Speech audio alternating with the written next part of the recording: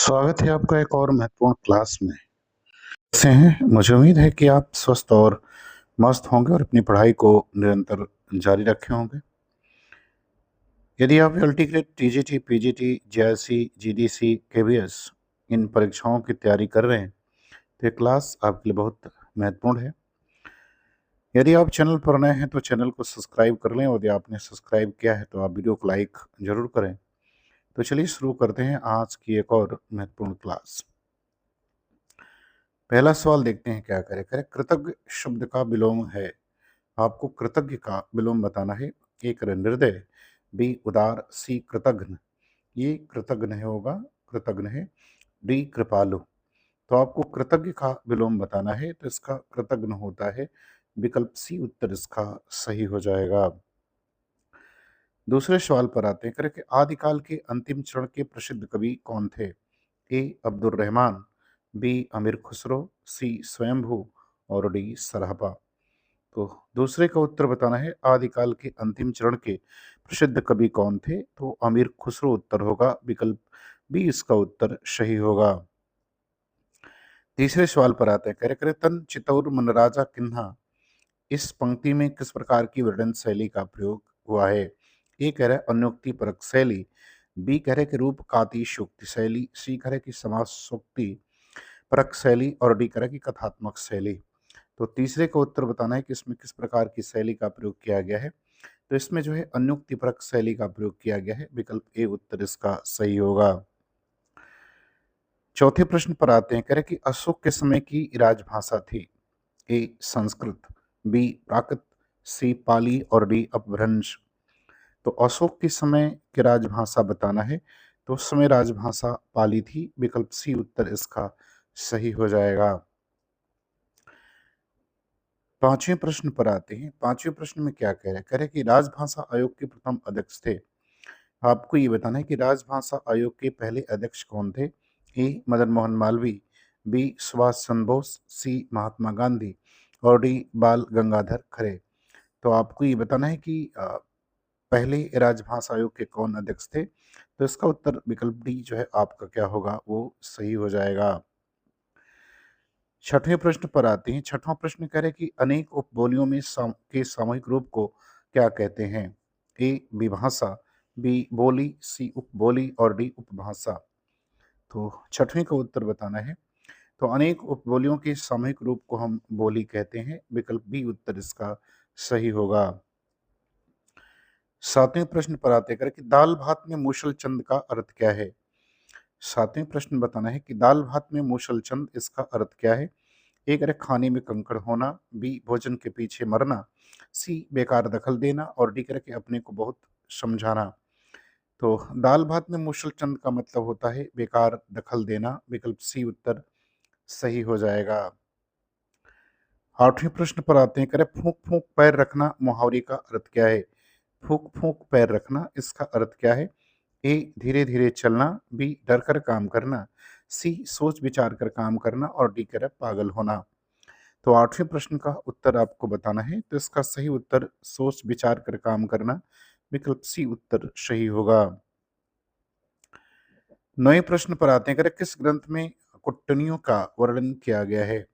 ए मृक्षकटिकम, B Ratnavali, सी कादम्बरी और D रसकुमार चरितम। तो नवे प्रश्न का उत्तर बताना है कि किस ग्रंथ में कुट्टनियों का वर्णन जो है वो किया गया है। तो ये रत्नावली में किया गया है। विकल्प बी उत्तर इसका सही होगा। 10वें प्रश्न पर आते हैं। कह रहे हैं कि उपमा अर्थ एवं पदों का लालित्य किस कवि के महाकाव्य में मिलता है। ए भारवी, बी माघ, सी श्रीहर्ष और डी दंडी।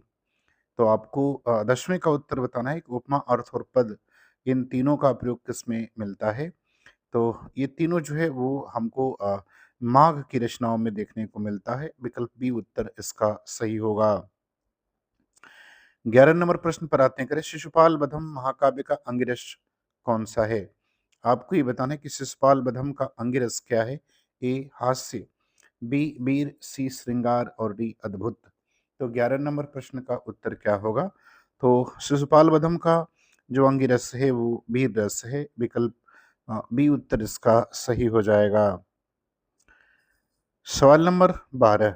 12 में कह रहे हैं कि मैंने भी नक्शे के ऊपर लाल कलम से जगह घेर दी है और उसी सीमा के भीतर अपने घायल कबूतरों को फिर से उड़ना सिखा रहा हूँ। यह धूमिल की किस कविता का अंश है? ए मोचीराम, बी देश प्रेम मेरे लिए, बी मैं हूँ और डी संसद से सड़क तक।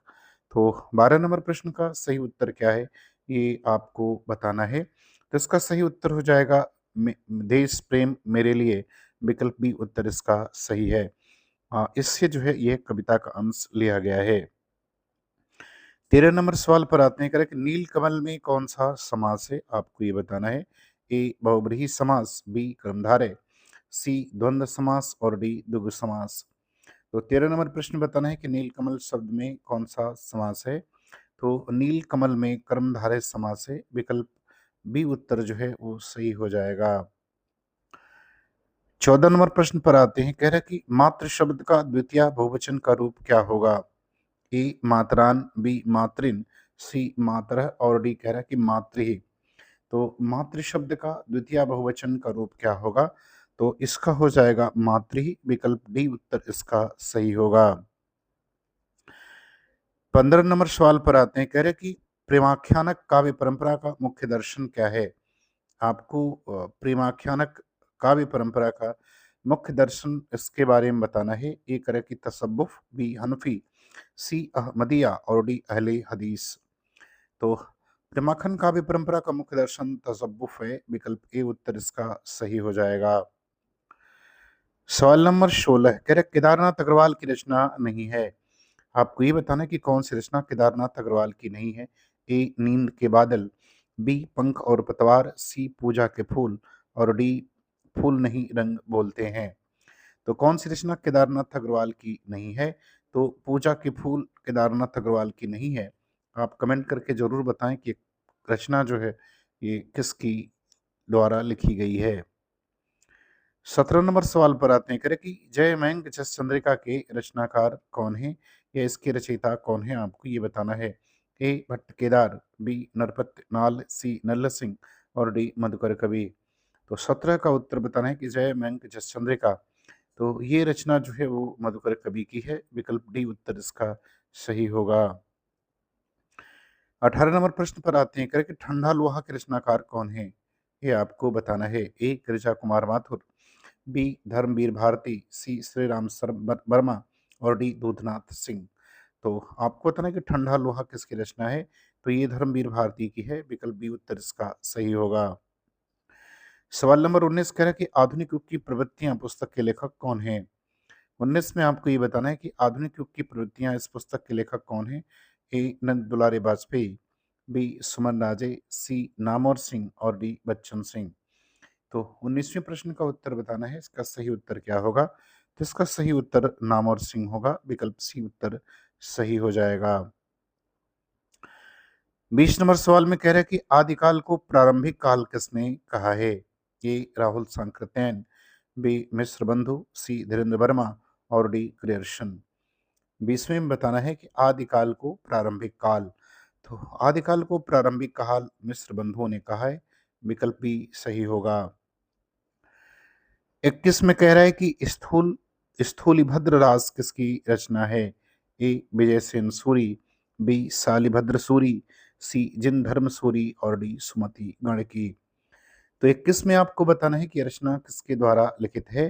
तो ये जिन धर्म सूरी की रचना है, विकल्प सी उत्तर इसका सही हो जाएगा।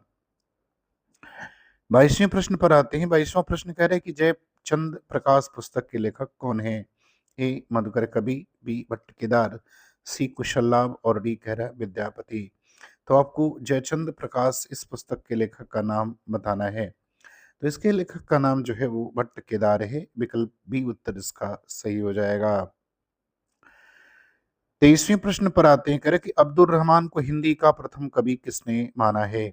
ए हजारी प्रसाद द्विवेदी, बी शिव सिंह सेंगर, सी मिश्र बंधु और डी आचार्य रामचंद्र शुक्ल ने। तो अब्दुल रहमान को हिंदी का पहला कवि हजारी प्रसाद द्विवेदी मानते हैं, विकल्प ए उत्तर इसका सही होगा। 24वें प्रश्न पर आते हैं, कि भक्ति काल को अरबों के दिन किसने कहा है?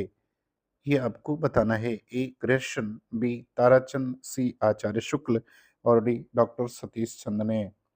तो भक्ति काल को अरबों की देन जो है वो ताराचंद मानते हैं। विकल्प बी उत्तर इसका सही हो जाएगा। 25वें प्रश्न पर आते हैं। कह रहा है कि प्रिय पति वह मेरा प्राण प्यारा कहाँ है, दुख जलनिधि डूबी का सहारा कहाँ है, इन पंक्तियों में कौन सा छंद है। तो आपको इसमें छंद की पहचान कर बतानी है। एक है इंद्र वज्र इंद्र ब्रजा, ये ब्रजा है, ब्रज्ञा नहीं है। बी करे बसंतिल का, सी गीतिका और डी करे मालिनी। तो 25वें प्रश्न में आपको बताना है कि कौन सा छंद है। तो इसमें मालिनी छंद है। विकल्प डी उत्तर इसका सही होगा। 26 नंबर सवाल करे कि निम्नलिखित में संकर शब्द है। आपको बताना कि कौन सा शब्द संकर है। ए तजुर्बा, बी लियाकत, सी श्रृंगाल और डी कह रहा है बम्बरशा। संकर शब्द का मतलब है कि दो भाषाओं के अलग अलग शब्द जब आपस में मिलकर एक नए शब्द का निर्माण करते हैं उसे हम संकर कह शब्द कहते हैं। तो बम वर्षा जो है ये दो अलग अलग भाषाओं से बने हुए शब्द हैं। विकल्प डी सही होगा। 27 नंबर सवाल में कह रहे हैं कि कविता की भाषा में मनोरंजन तो होता है परंतु वह जीवन संग्राम के काम नहीं आता। ये कथन किसका है। ए आचार्य रामचंद्र शुक्ल, बी सूर्यकांत त्रिपाठी निराला, सी रामविलास शर्मा और डी डॉक्टर नामवर सिंह। तो यदि किस कथन की बात की जाए तो ये कथन सूर्यकांत त्रिपाठी निराला का है। विकल्प बी उत्तर इसका सही होगा। सवाल नंबर 28 पर आते हैं कि निम्नलिखित में से कौन सा कथन असत्य है। ए कह रहे ध्वनि वर्ण का अभिन्न संबंध है, बी कह रहे कि वर्ण भाषा की लघुत्तम इकाई है और सी कह रहे कि वर्ण ध्वनि के लिखित चिन्ह है।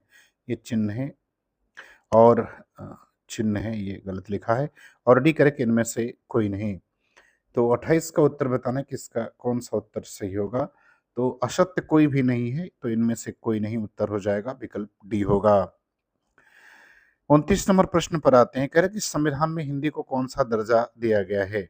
ये आपको बताना है। ए राष्ट्रभाषा, बी राजभाषा, सी आर्य भाषा और डी करे कि एक और दो। एक और दो मतलब ए और बी से है। तो आपको ये बताना है कि संविधान में हिंदी को कौन सा दर्जा मिला है। तो इनको राजभाषा का दर्जा मिला है। विकल्प बी उत्तर सही होगा। राष्ट्रभाषा का दर्जा हिंदी को नहीं मिला हुआ है। 30वें सवाल पर आते हैं। कह रहे हैं कि निम्नलिखित में से हिंदी किस राज्य की राजभाषा नहीं है।